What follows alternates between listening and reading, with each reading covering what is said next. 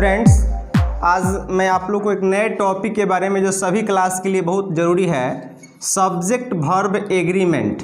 Subject verb और agreement, इस छोटे से टॉपिक में आप लोगों को एक डिटेल में मैं बता रहा हूँ। जिसे बोर्ड पे लिखा है subject verb agreement. Subject verb agreement का मतलब होता है कि वर्ब जो है वो सब्जेक्ट के अनुसार एग्री हो। इसमें तो ग्रामर में लगभग 6, 7, 8 या 9, 10 हर क्लास में हर क्लास के लेवल के अनुसार इसमें टॉपिक या उसमें रूल डिवाइड किया जाता है, लेकिन जनरल 5-6 रूल मैं आप लोगों को बता रहा हूँ। सब्जेक्ट वर्ब एग्रीमेंट का मतलब होता है कि एक सिंपल सा डिफिनीशन मैं दे रहा हूँ। यहाँ पे देखिए कि if the verb agrees to the subject, agrees to the subject in number, person or tense is called syntax। इसको सिंटेक्स बोलिए या सब्जेक्ट वर्ब एग्रीमेंट बोलिए या सब्जेक्ट वर्ब कंकर्ड बोलिए। 3 टॉपिक से 3 नाम से हम इसको जानते हैं। फिर एक बार मैं डिफिनीशन आप लोगों को रिपीट कर दे रहा हूं कि if the verb agrees to the subject in number, person और टेंस, नंबर, पर्सन और tense is called syntax. Is called syntax, is called subject verb agreement या is called subject verb concord. अब इसका एक 2, 4, 5 मैं सिंपल सा definition मैं आप लोगों को दे रहा हूँ। जैसा आप देखिएगा, सब्जेक्ट वर्ब एग्रीमेंट का मतलब होता है कि वर्ब को सब्जेक्ट के अनुसार एग्री होना चाहिए। सब्जेक्ट के अनुसार एग्री का मतलब क्या कि सब्जेक्ट यदि प्लूरल है तो वर्ब प्लूरल। अगर लिख दिया है यहाँ पे कि ही रीड्स ए बुक, एक सिंपल सा एग्जाम्पल देखिए, तो ही यहाँ पे सिंगुलर हो गया, इसलिए रीड्स भी यहाँ पे सिंगुलर हो गया। अगर हम लिख दें यहाँ पे कि दे रीड ए बुक, अब यहाँ पे आप देखिए सेकेंड एग्जाम्पल है, दे प्लूरल है इसलिए यहाँ पे रीड भी प्लूरल हो गया। अब आपको एक छोटा सा चीज़ मैं बता रहा हूँ कि कैसे हम मानेंगे कि कौन सा वर्ब सिंगुलर है और कौन सा वर्ब प्लूरल है। इसके बारे में आप देखिएगा, थोड़ा सा जो 6, 7 या 8 क्लास के बच्चे हैं उनको ईजी वे में समझ में आ जाएगा। जैसे अगर मान लो कि वर्ब प्लस एस या E S equal to singular, अगर वर्ब में हम एस तथा एस जोड़ते हैं, नोट में इसको लिख दे रहे हैं, तो ये सिंगुलर हो जाता है। और नाउन प्लस एस या E S equal to plural, अगर नाउन में एस तथा ई एस ऐड करें तो ये प्लूरल हो जाएगा। वर्ब में एस तथा ई एस ऐड करेंगे तो सिंगुलर होगा, और नाउन में एस तथा ई एस ऐड करेंगे तो प्लूरल हो जाएगा। और 2 मैंने एग्जाम्पल आप लोगों को पहले दिया ही है। यहाँ पे he reads a book, he third person singular number है इसलिए यहाँ पे रीड सिंगुलर हो गया, और they third person plural number है इसलिए यहाँ पे प्ले जो रीड जो हो गया यहाँ पे क्या हो गया, प्लूरल हो गया। अब रूल फर्स्ट में आइए आप देखिए, रूल फर्स्ट बहुत ही सिंपल है जिसको लिखते हैं हम। रूल फर्स्ट में आप देखिएगा, S S equal to S भी, यानी singular subject equal to singular verb, ध्यान से देखिएगा। और P S equal to P V, plural subject equal to plural verb. इस सब्जेक्ट वर्ब एग्रीमेंट का फर्स्ट और बेसिक रूल है कि सब्जेक्ट सिंगुलर होगा तो वर्ब सिंगुलर लिखेंगे, और सब्जेक्ट प्लूरल होगा तो वर्ब प्लूरल लिखेंगे। चलिए 1-2 और एग्जाम्पल यहाँ पे हम देते हैं। जैसे अगर एग्जाम्पल यहाँ पे लिखें कि he is reading a poem, अब यहाँ पे एक एग्जाम्पल है he is reading a poem, he यहाँ पे थर्ड पर्सन सिंगुलर नंबर हो गया इसलिए इज यहाँ पे सिंगुलर हो गया। और यहीं पे लिख दे कि वी आर प्लेइंग क्रिकेट। अब यहाँ पे देखिए नेक्स्ट एग्जाम्पल है, वी प्लूरल है इसलिए यहाँ पे आर क्या हो गया, आपका प्लूरल हो गया। ये फर्स्ट रूल है सब्जेक्ट वर्ब एग्रीमेंट का। रूल 1 में यहाँ पे कि सब्जेक्ट सिंगुलर तो वर्ब सिंगुलर हो गया, और सब्जेक्ट प्लूरल तो वर्ब यहाँ पे क्या हो गया, प्लूरल हो गया। चलिए रूल नंबर 2 में हम आते हैं। 5 बेसिक रूल इस पर हम लोग चर्चा करेंगे। रूल नंबर 2 जो कहता है, थोड़ा सा इसको टेक्निकली हम लोग स्टडी करेंगे ताकि बच्चों को बिल्कुल समझ में आ जाए। रूल नंबर सेकंड में आइए। रूल सेकंड है कि one of plus plural noun equal to singular verb. अब एक चीज को समझिए आप कि वन ऑफ के बाद जब भी नाउन होता है वो प्लूरल होता है और वर्ब हमेशा क्या होगा आपका सिंगुलर होगा। जैसे एग्जांपल के माध्यम से मैं आपको दिखा दूं कि one of my pens has lost. अब देखिए यहाँ पे एक एग्जांपल होगा one of my pens, one of के बाद नाउन यहाँ पे क्या हो गया प्लूरल हो गया, लेकिन वर्ब यहाँ पे हैज सिंगुलर हो गया।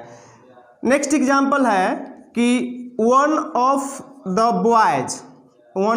Boys is reading. लड़के बहुत सारे हैं लेकिन उसमें से एक पढ़ रहा है। तो देखिए यहाँ पे बॉयज प्लूरल हो गया लेकिन इज यहाँ पे क्या हो गया, इज सिंगुलर हो गया।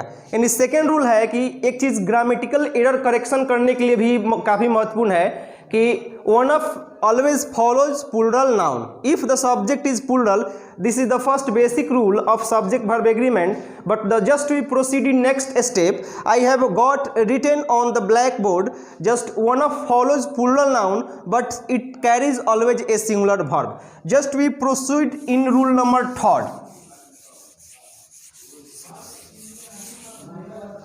रूल नंबर थर्ड में आप देखिएगा रूल थर्ड क्या कहता है।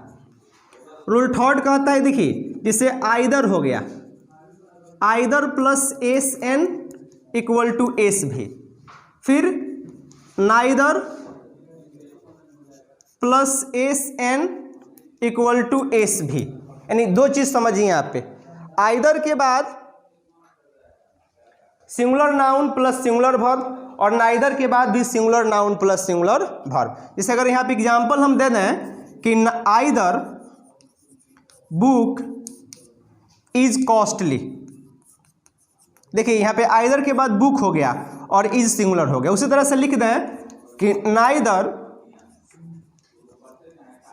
Road leads to Patna, neither road leads to Patna. देखिए यहाँ पे नाइदर के बाद नाउन क्या हो गया सिंगुलर हो गया और लीड्स यहाँ पे क्या हो गया आपका सिंगुलर वर्ब हो गया। यानी नाइदर आइदर के बाद जब भी नाउन होगा तो सिंगुलर होगा और उसके बाद वर्ब भी हमेशा इसको सिंगुलर नंबर में लिखते हैं। चलिए रूल नंबर फोर्थ में आते हैं। थोड़ा सा फोर्थ देखिएगा, रूल नंबर फोर्थ इसी का एक नेक्स्ट स्टेप है जिसके बारे में हम लोग विचार करेंगे। और एक चीज़ फोर्थ पढ़ने से पहले नोट में लिख देते हैं कि आइदर का मतलब क्या होता है। तो आइदर का मतलब होता है one of two, one out of two, one out of two, दो में से एक। और नाइदर का मतलब होता है, neither means none of two, none of two, यानी दो में से कोई नहीं। इसलिए आइदर एक पॉजिटिव वर्ड है और एक नाइदर निगेटिव वर्ड है। रूल नंबर हम लोग थर्ड में थे। चलिए फोर्थ में आते हैं। फोर्थ में एक बिल्कुल सिंपल सा है, इसी का एक स्टेप है कि each plus S N equal to S भी और every plus S N equal to S भी। ईच के बाद भी सिंगुलर नाउन हो लिखते हैं और सिंगुलर वर्ब होता है, और एवरी के बाद भी हमेशा सिंगुलर नाउन का प्रयोग करते हैं और हमेशा सिंगुलर वर्ब का प्रयोग होता है। ईच एवरी दोनों जो है वो सिंगुलर नाउन कैरी करता है और वर्ब भी सिंगुलर कैरी करता है। चलिए इसका एग्जाम्पल हम ऊपर लिखेंगे ब्लैक बोर्ड पे सबसे ऊपर, जो रूल नंबर फोर्थ है, जिससे अगर लिखा जाए यहाँ पे कि every student is laborious, every student is laborious. देखिए एवरी के बाद यहाँ पे स्टूडेंट सिंगुलर है और इज भी क्या हो गया सिंगुलर हो गया। फिर हम नीचे लिख दें कि each book is costly, each book is costly. अब देखिए यहाँ पे ईच सिंगुलर है तो इसके बाद भी यहाँ बुक भी सिंगुलर हो गया और इज हमेशा सिंगुलर होता है। तो एक चीज मैं आप लोगों को बता दूं कि ईच एवरी आइदर नाइदर ये जितने हैं ये दोनों के बाद वर्ब सिंगुलर होता है और नाउन भी सिंगुलर होता है। लेकिन नोट में लिखते हैं, थोड़ा सा इसको ध्यान से देखने की जरूरत है। नोट में जो ईच एवरी डिस्ट्रीब्यूटिव एडजेक्टिव है, और नोट में थोड़ा सा देखिए इसमें एक चीज़ है जो इसको आप लोग आसानी से समझ जाइएगा। अगर आइदर रहे या नाइदर रहे या आपका ईच हो, each plus of plus P N plural noun equal to S भी सिंगुलर वर्ब। थोड़ा सा बेसिक इसमें डिफरेंट है। ईच ए आइदर हो, नाइदर हो, ईच हो, अगर इसके बाद ऑफ आता है तो नाउन प्लूरल हो जाता है और वर्ब हमेशा सिंगुलर में रहेगा। नाउन इसका प्रयोग हो जाएगा प्लूरल और वर्ब हमेशा सिंगुलर में रहता है। जैसे देखिए अगर लिखते हैं कि each of the books, each of the books, अगर ईच ऑफ बुक लिखेंगे तो ग्रामेटिकल एरर है। Each of the books is costly.